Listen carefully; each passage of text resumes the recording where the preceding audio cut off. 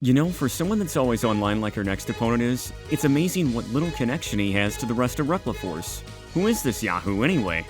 Oh, great googly moogly at that name. Google, Yahoo, Internet Pun Humor, let's just bingo.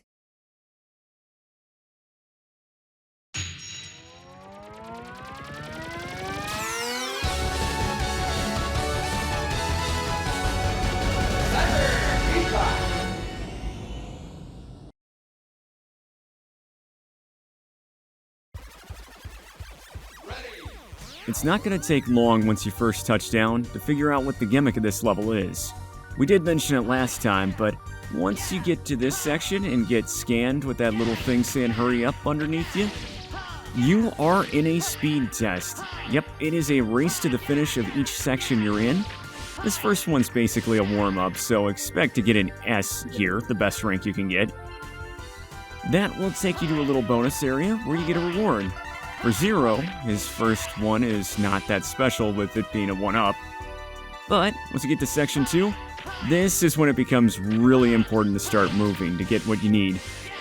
Now what the great thing is here, because you all picked the path for us in this playthrough, we've got Kuenbu and Kuenzan, and Kuenzan tears those golden jars, eye things? Whatever they are, apart in one shot. That's good, because if we didn't have it, our Z-Saber would just deflect off them. Now the stationary ones we can hit and they'll start moving. You really don't want to do that because they're just going to get in your way as you try to go forward. With all the portals popping up here, just dash under them. You've got enough time to do it. Oh, well, okay. Good job there, me. Gotta be careful because if these golden eye things touch you, you will actually be grabbed by them and held in place for a moment. And again, we're under a time limit here, and if you take too long, that message that said hurry up will pop up again, and then your overall rank will be lowered. For the A rank, you still get to advance, but you just don't get the reward. But if you take even longer than that and you get yourself a B, that will send you right back to the beginning of a section. It takes a good while for that to happen though, so don't worry too much about it.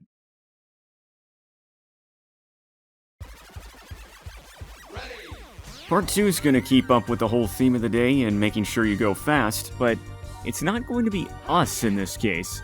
Instead, it's going to be the stage itself, because this second half is going to fly right by. You can see here when you step on the switches, you basically flip gravity around. It's an interesting way to do it. Watch out for those purple spheres once they get rolling down the ramp, because they hurt when they are electrically charged like that. Enemies coming out of the portals, just quickly take them down. And the idea here is that you're supposed to be rolling these purple balls into the locks there to open them, but really, only this last one does that. I don't understand why it's like this, but you know what? Just step on the switch after making sure the ball comes to a complete stop so it doesn't roll back your way, and sure enough, that's that. That's the end of the second half of the stage. I told you it was a quick one. Without a mini-boss like Stormel's one had, it's the fastest, bar none. And guess what? That whole theme of being speedy, that's also going to apply once we step right through this shutter, because this Maverick is going to push our speed right to its limits.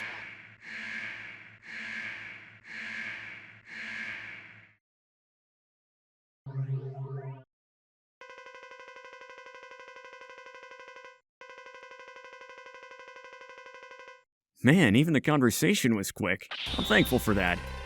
Anywho, Cyber Peacock's strategy is to teleport out and then back in. Usually, at least in the first half, it's on the floor right on or next to you. The thing you gotta watch out for this is getting cornered, because if he goes for that tail feather attack, you are going to be in for a world of hurt if you get hit by him. They take off 9 bars. Yeah, get up that wall. It's painful. Now later in this battle, and it's not even the second half of the fight, which is even more annoying, is he will lock onto you and then begin to fire laser-guided feathers your way. Now these things chase you around for a couple of seconds before exploding. And by the way, that explosion there that's still going on, that'll hurt you if you jump into it. It is a very annoying attack because those feathers fly out at different heights, which means you have to avoid them in different ways. They come in low, you're going to go up the wall. They come in high, you're going to go towards them and then around it. Oh, doggone it, he got me. Oh well. I mean, it was bound to happen. This fight goes super fast with these attacks. That jump technique we saw earlier in the fight, that's nothing to worry about, as you're never going to be really in the air unless he does the tail feather deal. Here, though, yeah, go around and around, and you can even get a few hits in if you dash jump off the wall far enough. But you know what? I am getting sick of this fight, so no, you do not get to do that again. Goodbye. That is a fast-paced fight, mainly in the way you have to evade all his attacks, but we got through it in one piece, and only taking the one hit. You know what? I'll give us an A for effort on that one, but not an S. Let's move on.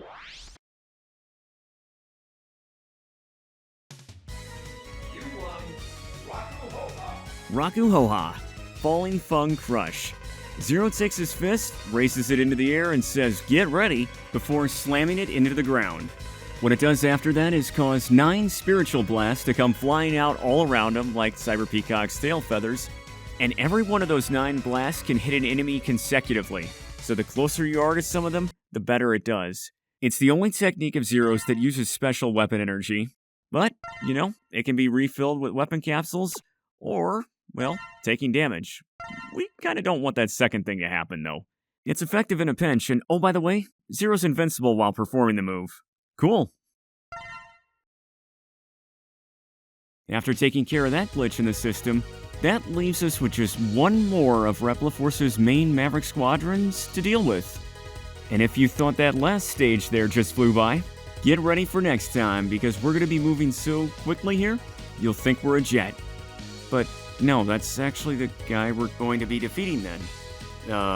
Yeah. Look, I don't have much to say. He only got one vote. I'll see you there, okay? Bye.